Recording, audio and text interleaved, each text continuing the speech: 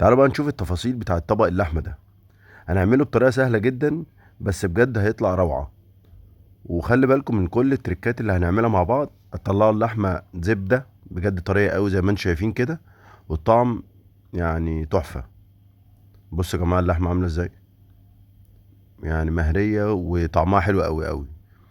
تعالوا بقى اول حاجة هنجيب الحلة زي ما انتم شايفين كده سخنة. بص بتطلع دخان ازاي، سخنة جدا.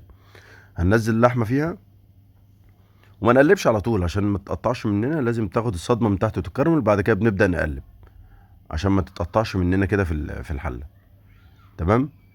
بتاخد صدمتها كلها وتتكرمل اللحمة من كل ناحية. بعد كده ببدأ انزل بكمية بصل كده كويسة مع فصين توم مفرومين. وبعد كده بنزل بقرن فلفل حامي اللي حابب، طبعا دول بيعلوا من التست جدا. تنسوش بقى تضغطوا لايك كده والاشتراك في القناة. ننزل بقى في فصين التوم كده دلوقتي ونقلب. كل ده لازم يدبل الاول قبل ما بنزل اي سوائل ولا اي ميه ولا اي حاجه. كل ده لازم يدبل، البصلايه تدبل شويه واللحمه طبعا تكون اتكرملت. بنزل بقى بورق الغار او ورق اللورة عامه، وجوز الطيب وملح وفلفل اسود، شويه بهارات لحمه. كل ده بنزلهم كده واطلع ريحتهم الاول، اقلبهم مع البصل واللحمه كل ده.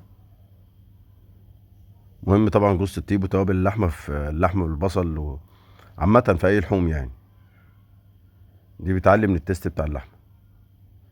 تمام. واكون محضر بقى ميه سخنه كده على جنب عشان انزل سخن في سخن، الحله سخنه والميه سخنه عليها. دي بتساعد اللحمه برضو بتاعتي ما تجلدش معايا. شويه طماطميتين كده هيدوا برضو لون مع البصل مع الميه، هيدوا لون كده برضو غامق كده زي ما انت شفت الصوص كده طالع لونه حلو قوي. وبقلب كل ده مع بعضه، وبنزل بقى بالميه السخنه بتاعتي. بغطيها كده يا دوبك، ما بكترش ميه قوي برضو عشان ما تبقاش يعني ما تبقاش زي الشوربه كده. بنزل ميه وبغطيها، ومثلا كل تلت ساعه ولا حاجه ببص عليها مثلا محتاجه ميه محتاجه حاجه، بزود لها الميه بتاعتها.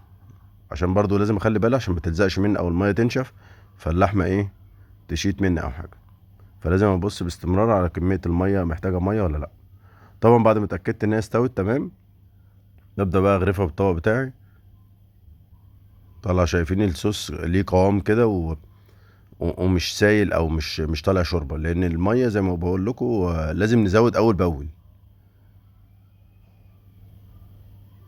ننزل بقى الطاجن اللحمه الجميل ده او اللحمه بالبصل عامه، بجد طعمها حلو قوي، لازم تجربوها يعني. وشويه الصوص على الوش. ما تنسوش بقى تدعمونا باللايك والاشتراك في القناه، وفعلوا الجرس ليوصلكوا كل جديد. ولو في اي كومنت او في اي حاجه يعني مثلا اي تفصيله كده في الطبق ممكن تكتبوها لي في الكومنت وارد عليكم. شويه كده طماطم كده برنواز صغيره عشان نكتمل الطبق الجميل ده، لوحه فنيه.